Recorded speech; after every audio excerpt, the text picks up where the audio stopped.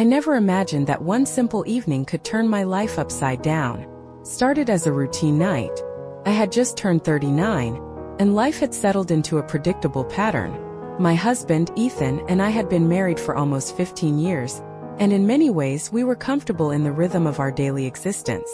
We had our house, a little dog named Daisy, and 2 kids, Jacob, our 12-year-old, and Lily, who was 8. Our life was good, if not spectacular. But something inside me felt like it was missing. I couldn't put my finger on it, but I felt restless. I had changed so much since my younger days. Gone were the carefree years of college, the spontaneous adventures with friends, and the thrill of feeling alive with possibility. Now I was just a mom, a wife, a worker in a routine that no longer seemed to offer much excitement. One evening, while scrolling through social media on my phone, I noticed something that made my heart skip a beat. A friend request from Nate, my high school sweetheart. We hadn't spoken in over 20 years, not since the summer we had graduated. Nate and I had been inseparable back then. But after I left for college and our lives took different directions, we lost touch. Still, I remembered him well. His easy smile, the way he made me laugh, and the undeniable chemistry we had shared. I hesitated for a moment, unsure of what to do. Ethan was in the living room watching TV, and the kids were tucked into bed. There was no harm in accepting the request, right? It had been so long, and Nate was just an old friend. With a slight trembling hand, I clicked accept. It didn't take long for Nate to message me. The conversation started slow, just casual catching up. He was living in a nearby town, had his own business, and seemed to be doing well for himself. We exchanged pleasantries, and then came the inevitable question. Do you ever think about the old days? I smiled at the message. Of course I did. How could I not? Those days had been carefree, full of dreams and hopes for the future. Back then, Nate was my whole world and I was his. But life had moved on. I had gotten married to Ethan, had kids, and built a family. I was happy in my own way, but now seeing Nate's name flash on my screen, I couldn't help but feel a rush of nostalgia. A longing for something I didn't even fully understand. I do, I typed back, my fingers hovering over the keys as I thought about what to say next. But that was a long time ago. Life is different now. Nate responded almost immediately. Yeah, I get it. But sometimes, I wonder what would have happened if things had been different. My heart raced. I could feel the weight of his words, the way they hung in the air like an unspoken invitation. We had both been young and full of hope, but life had taken us in different directions. I thought about Ethan and the life we had built together. We had our issues, of course, like any marriage, but I never thought of cheating. Not seriously. It was something I couldn't even imagine. Until now. The next few days were a blur. Nate and I kept talking, sometimes about the past, sometimes about our present lives. There was an ease between us, as though no time had passed.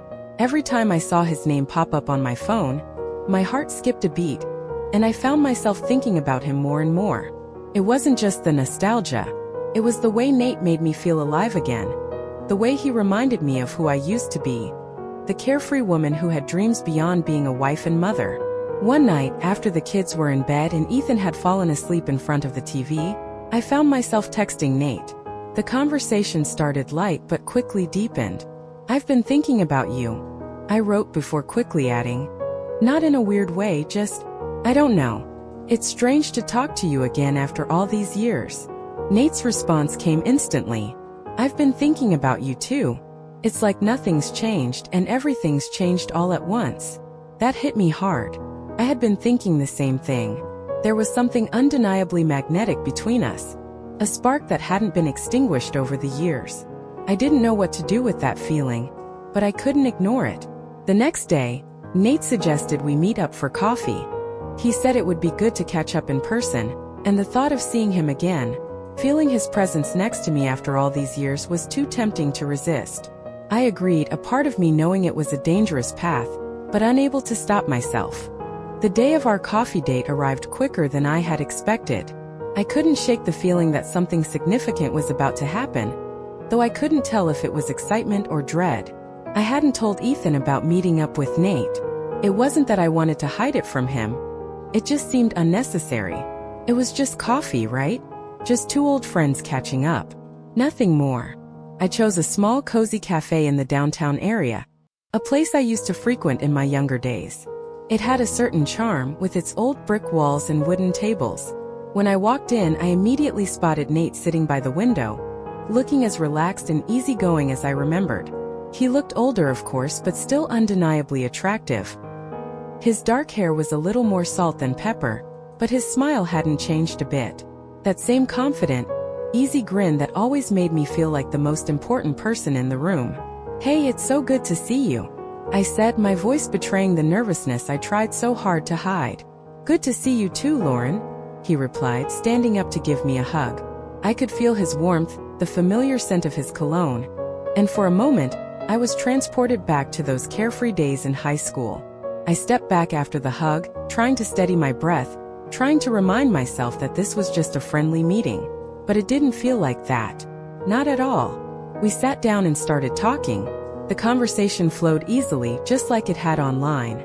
We reminisced about high school, about the people we used to know, the pranks we pulled, and the late nights spent talking about everything and nothing. As we spoke, I couldn't help but notice how comfortable I felt with him. It was like no time had passed, and yet everything was different. "How's life been for you?" Nate asked, his voice soft but probing. "Are you happy?" The question caught me off guard, and I hesitated before answering. "I'm good. You know, I've got a family, a job. It's all fine. But it's not exciting, I guess." Nate leaned forward, his gaze intense. "You deserve more than just fine, Lauren. You've always been someone who went after what she wanted. Don't you ever miss that?" His words hit me harder than I expected. I hadn't realized until now just how much I missed that version of myself. The ambitious, confident woman who wasn't afraid to take risks. The woman who once had big dreams and no one to stop her from chasing them. "I don't know," I said, my voice quieter now.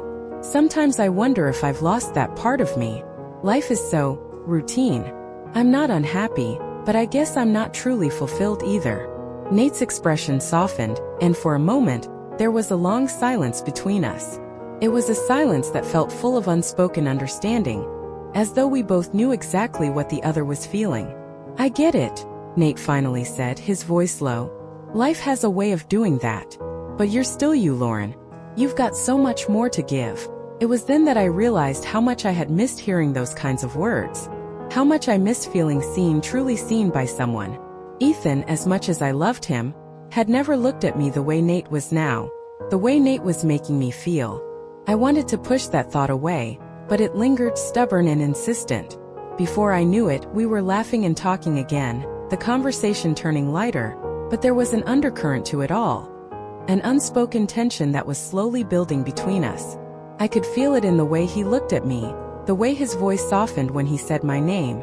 The attraction that had always been there, buried beneath the years of distance and life changes, was now impossible to ignore. We spent over 2 hours talking, and when the time came to leave, neither of us seemed to want to. Nate stood up and walked me to my car, his hand brushing against mine as we reached the door. The simple touch sent a jolt of electricity through me, and I quickly pulled my hand away, unsure of what I was feeling. "It was really good to see you again," I said, my voice shaky. "You too," Nate replied, his eyes locking onto mine. "We should do this again sometime." I nodded, a small smile playing on my lips, but inside my thoughts were racing. What was I doing? This wasn't just a simple coffee date. This was something else. I felt drawn to him in a way I couldn't explain, a way I didn't want to acknowledge. I knew I had crossed a line by agreeing to meet him, and yet I couldn't deny how much I wanted more. As I drove home, the guilt started to creep in. What was I doing? I loved Ethan. I had a family, a life that I had worked hard to build. But with Nate, I felt alive in a way I hadn't in years. I had no idea where this would lead, but I couldn't shake the feeling that this was only the beginning. The days that followed were a blur of normalcy, but underneath it all, I could feel the tension building. I was back to my routine with the kids and Ethan, but my mind kept drifting back to Nate. I tried to bury it, distract myself with work, the kids' school projects, and household chores, but every free moment I had, I found myself thinking about him. His smile, his touch, the way he looked at me like he had never stopped caring. It was intoxicating.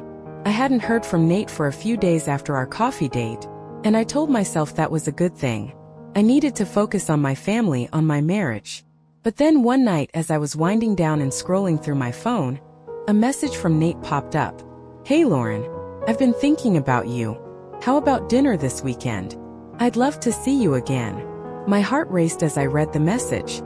I knew I shouldn't respond, knew that seeing him again would only complicate things, but the temptation was too strong. Without thinking, I replied, "Dinner sounds great. Let's make it happen." I immediately regretted the decision, but by then it was too late. I had already agreed to meet him, and the excitement of it surged through me. I told myself it was harmless, just dinner, nothing more. But deep down I knew I was lying to myself. The night of our dinner arrived, and as I stood in front of my closet, I felt an unfamiliar sense of nervous anticipation. I hadn't felt like this in years. I slipped into a simple black dress, one that made me feel a little more like the woman I used to be. Confident, alluring, and free. I didn't tell Ethan where I was going. I simply told him I had plans with an old friend and that I'd be back later. As I arrived at the restaurant, my stomach fluttered with excitement and anxiety. I hadn't been out like this in so long, and the thought of seeing Nate again made my heart pound in my chest. When I walked into the restaurant, I immediately saw him sitting at a table by the window, looking as effortlessly handsome as before. He stood up when he saw me, a slow, appreciative smile spreading across his face. "Wow, you look amazing," Nate said, his voice low and smooth. I felt a blush rise to my cheeks, but I smiled. "Thanks, Nate. You're not looking too bad yourself." We sat down and ordered drinks, and the conversation started flowing again, easy and comfortable. But this time something was different. There was a palpable tension between us, an energy that hadn't been there during our coffee date. Every time our eyes met, I felt a spark. Every word he spoke seemed charged with unspoken meaning. As the evening wore on, the conversation turned more personal. We talked about our relationships, our lives. I told him about Ethan, about how we had built a life together but how things had changed over the years. I didn't tell him about the growing distance I felt, the fact that we no longer had the same connection we once did. I didn't tell him that I felt lonely sometimes, even though I was surrounded by my family. Nate listened intently, his gaze never leaving me. "You deserve to be happy, Lauren. Don't settle for anything less." His words struck me, cutting through the facade I had built for myself. I wanted to believe him. I wanted to believe that I wasn't just stuck in a life that no longer fulfilled me, but at the same time I didn't want to admit it. I didn't want to admit that maybe I had lost myself in my marriage, in my role as a mother, and that the woman I used to be was still somewhere inside, desperate to be found again. We spent hours talking, and by the time the dinner was over I knew I should go home. But when Nate suggested a walk, I couldn't bring myself to refuse. We left the restaurant and strolled along the quiet streets, the cool night air brushing against my skin. It felt strangely intimate, just the two of us walking side by side. "So what now?" Nate asked, his voice soft but filled with curiosity. I stopped walking and turned to face him. For a moment there was silence between us. The world seemed to fade away, and all I could focus on was the way Nate was looking at me. Like he wanted more. Like he was waiting for me to make a move. "I don't know," I said, my voice barely a whisper. "I feel like I'm in a place I shouldn't be. With you." Nate stepped closer, his hand gently brushing against mine. "Maybe it's where you're supposed to be." My heart raced and I pulled my hand away, stepping back. "I can't. I'm married. I have a family." Nate didn't seem deterred. "I know. But that doesn't mean you don't deserve to feel something for yourself again. You deserve to feel alive, Lauren." His words struck a nerve, and I felt the weight of them sink in. I hadn't felt alive in years, not the way I used to. Everything had become routine, predictable, and safe. I knew I couldn't keep living in that safe little bubble, but I also couldn't risk everything for a fleeting moment of excitement. "I have to go," I said, my voice tight. Nate looked at me with a mix of understanding and disappointment. "I know, but just know that I'm here, whenever you're ready." I walked away, my mind racing with conflicting emotions. Part of me wanted to turn around and throw caution to the wind, to give in to the temptation that had been building between us. But the other part of me, the part that still loved Ethan, that still cared for my family, held me back. The guilt was unbearable, and as I got in my car and drove home, I knew I had crossed a line. I wasn't sure where this would lead, but I knew that things would never be the same again. The days after our walk were a blur. I couldn't stop thinking about Nate, but I also couldn't ignore the guilt that consumed me. I had promised myself I would stop seeing him, that I would focus on my family, on the life I had built with Ethan. But every time I saw Ethan, I felt like a stranger to him. I was there physically, but my mind and heart kept drifting back to Nate. Ethan noticed, of course. He wasn't blind to the change in me.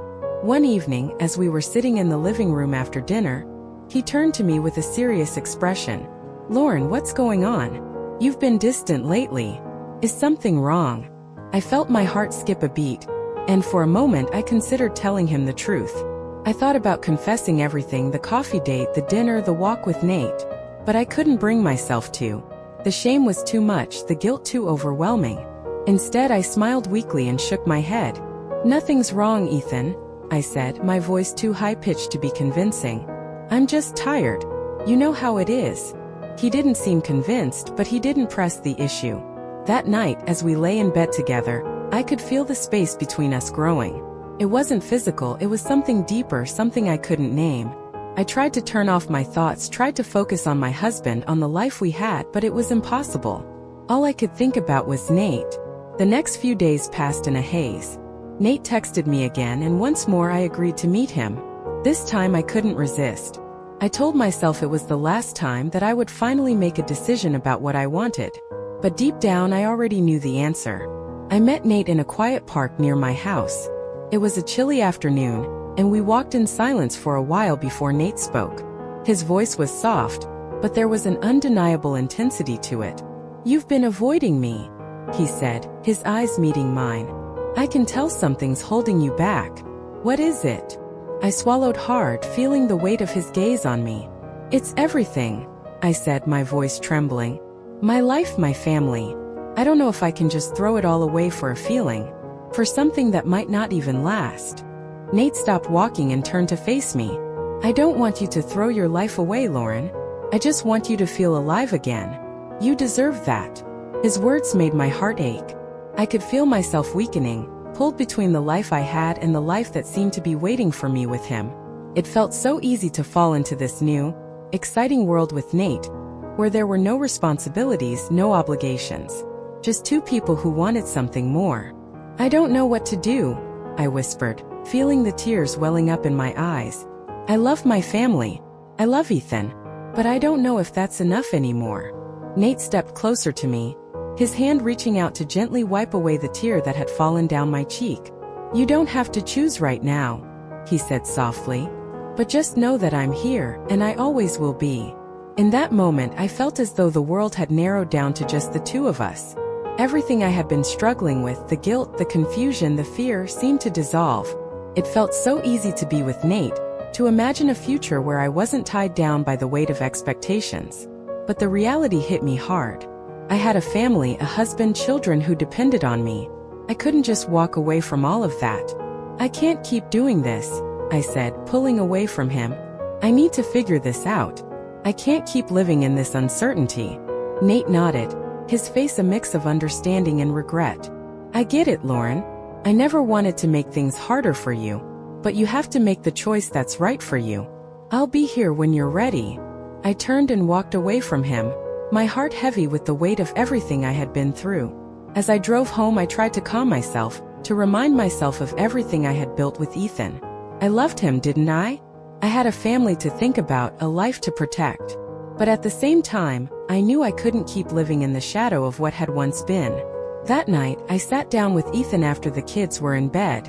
I knew the conversation we needed to have was inevitable, and though I wasn't ready for it, I couldn't keep avoiding the truth. "I need to tell you something," I said, my voice barely above a whisper. Ethan looked up from his book, his expression concerned. "What is it?" I took a deep breath, gathering the strength to face him. "I've been seeing someone from my past." His face paled, and I could see the hurt in his eyes. "What do you mean? Who?" I felt a knot in my stomach, but I knew I had to be honest. "Nate. He's been reaching out to me. We met up a few times just to catch up. But I don't want you to think it's anything more than that. I never meant for this to happen." Ethan sat in stunned silence, and for a moment I thought he might walk away, might just give up on me. But then he spoke, his voice tight and raw with emotion. "I don't know what to say, Lauren. I trusted you. I thought we were okay, that everything was fine. But now I don't know if I can believe that anymore." I felt tears welling up again, but I couldn't stop them. "I'm so sorry. I never meant to hurt you. I don't know what I was thinking. I don't know where I am anymore." Ethan shook his head, his face a mixture of sadness and betrayal. "I don't know if we can get past this, Lauren. I don't know if I can forgive you." That was the breaking point. The weight of my choices, the consequences of my actions crashed down on me. I had hurt the person I loved, the person who had been there for me through everything. And now I didn't know if there was a way back. As the days passed, I realized that I had to make a choice, one way or another. But that decision wasn't just about Nate or Ethan or even me. It was about the life I wanted to lead. And no matter which path I chose, it would come with its own set of consequences. The final lesson was one I had never wanted to learn. That sometimes the price of pursuing something forbidden, something exciting, is higher than you ever imagined. And no matter what, you can't outrun the consequences of your actions.